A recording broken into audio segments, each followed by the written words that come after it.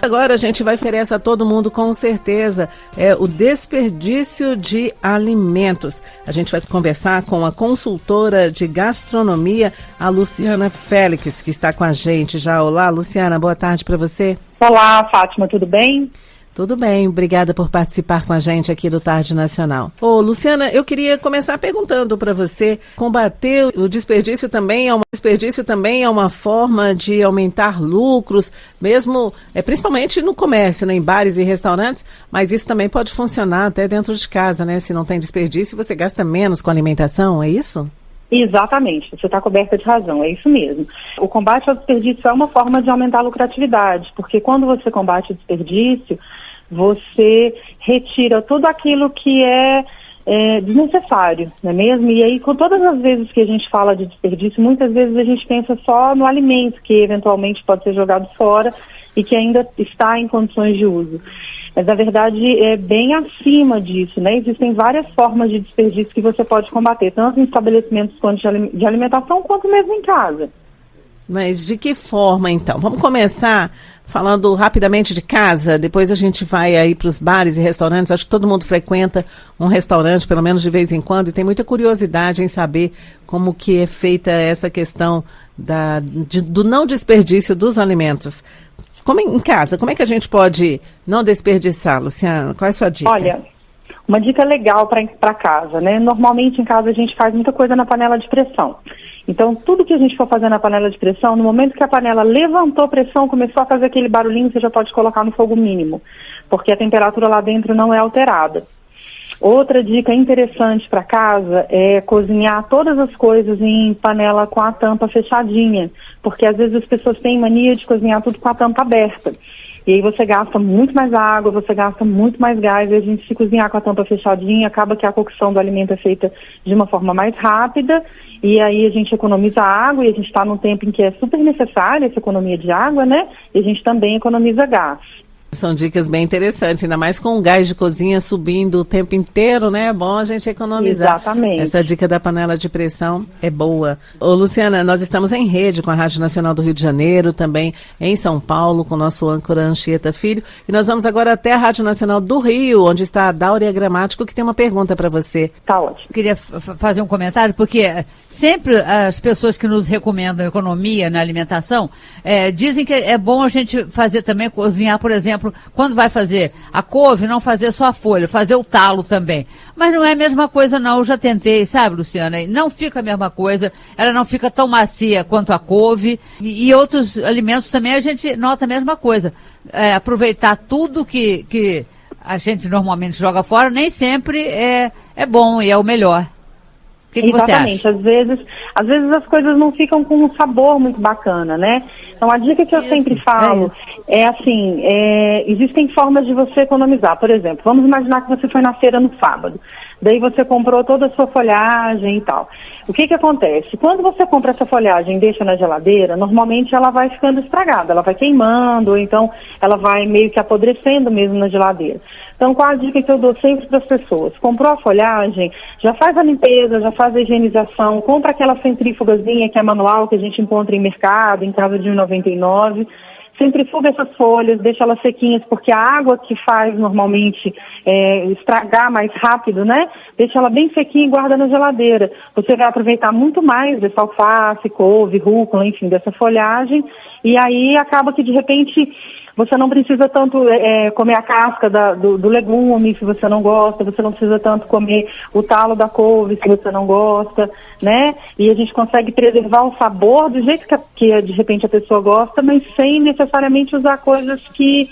combater o desperdício sem usar coisas que afetam o sabor, na verdade é isso. É bem mais interessante, né? Dáurea, vamos dar um pulinho lá em São Paulo, vamos saber qual é a dúvida do Anchieta Filho. Anchieta.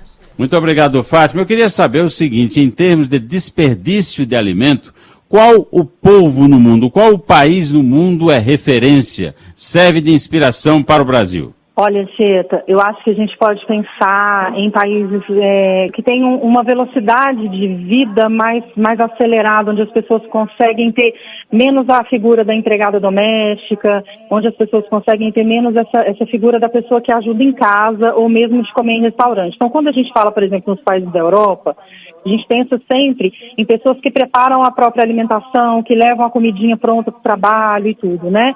E acaba que nessas culturas existe um desperdício menor. O Brasil é um dos países onde há o maior desperdício de alimentos. Se a gente pensa só em alimentos, e é importante dizer que desperdício a gente tem que pensar um pouco além disso, mas se a gente está pensando só em alimento mesmo, no Brasil a gente joga fora em casa 30% do que a gente come. É muito desperdício. Ô, Luciana, já que a gente falou um pouco sobre o desperdício no dia a dia das famílias, nas nossas casas, né? A Dáurea trouxe essa questão interessante de aproveitar partes que são recomendáveis, mas que, na verdade, no fim não dá muito certo. Eu queria falar agora um pouco sobre os restaurantes, sobre os bares, sobre os lugares que oferecem comida. E a gente percebe o seguinte, às vezes você pede um prato, quando vem à la carte, principalmente, né, que tem muitas travessas, e aí você se serve e sobra muita comida ainda que volta para a cozinha. A dúvida de muitas pessoas, sempre tem alguém que pensa, vão reaproveitar a comida que sobrou, vão colocar, acrescentar e colocar na outra mesa. Eu queria te perguntar, de que forma os restaurantes trabalham com essa questão do desperdício? Eu sei que você faz consultoria, ministra cursos, né, para os empresários. Quais são as suas dicas nesse setor? Olha só, o que acontece? Existem realmente estabelecimentos que não trabalham de uma forma séria no mercado e que fazem esse reaproveitamento. A dica que eu dou para o cliente é, se sobrou comida daquilo que você pediu, vamos imaginar que você pediu uma preparação que tinha lá um filé, um arroz e fritas, e sobrou aquilo ali, você pode pedir para levar para casa. É uma forma que a gente tem de garantir que isso não vá para outro prato, né? Mas existem muitos estabelecimentos que trabalham de uma forma séria, de uma forma comprometida e não fazem esse reaproveitamento. Isso é bem importante também que fique claro. Mas se você tem dúvida, pede para levar os seus, todo mundo fizer isso, eles não vão ter como fazer esse reaproveitamento, né? De verdade, nem é bom que você coma no estabelecimento que você tenha esse tipo de dúvida, porque pode ser bem complicado, inclusive para a sua saúde. Mas, quando a gente fala em estabelecimentos de alimentação de forma geral, nós temos vários tipos de desperdício que podem ser combatidos, que um deles é o defeito de produção. O que é isso, Luciana? Aquele produto que veio para a mesa e que não está de acordo com o padrão, que o cliente prova e fala assim, risoto de camarão não tem camarão, eu não vou comer, devolve isso para a cozinha. Isso é um desperdício, é um defeito de produção. O excesso de produção, quando se faz, por exemplo, no caso de uma padaria, de uma confeitaria, uma quantidade muito grande de torta, acho que todo mundo já foi numa confeitaria pedir uma fatia de torta e viu que aquela fatia estava velha e acaba que a pessoa não come.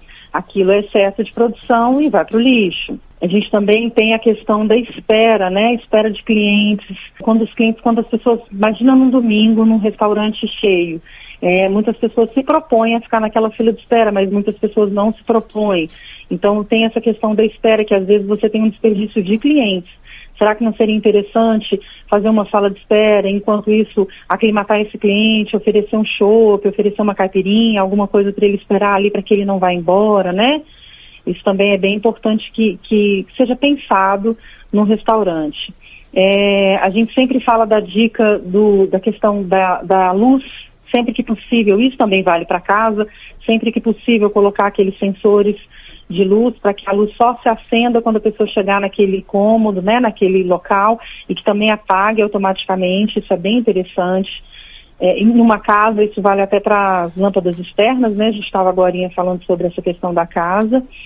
A gente também precisa falar do desperdício que existe muitas vezes no processamento da operação do restaurante mesmo, quando um funcionário falta, o quanto isso faz com que outros funcionários cubram aquilo, e aí a função, por exemplo, se faltou o saladeiro, a pessoa que fica na chapa vai ter que fazer a função do saladeiro e da chapa, e aí vai fazer a função da chapa mal feita ou da salada mal feita.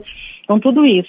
É bem interessante que as pessoas repensem, porque, na verdade, você tem 7 formas de desperdício em um restaurante.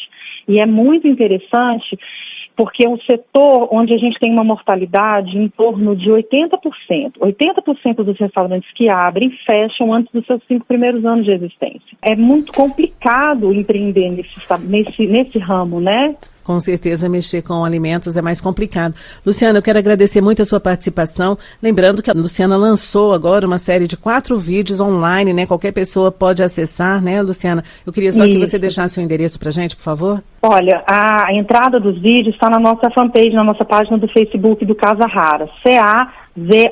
CAZARRRA, Casa Rara. Eu agradeço muito a oportunidade, Fátima. Muito obrigada. Muito a oportunidade, Fátima. Muito obrigada.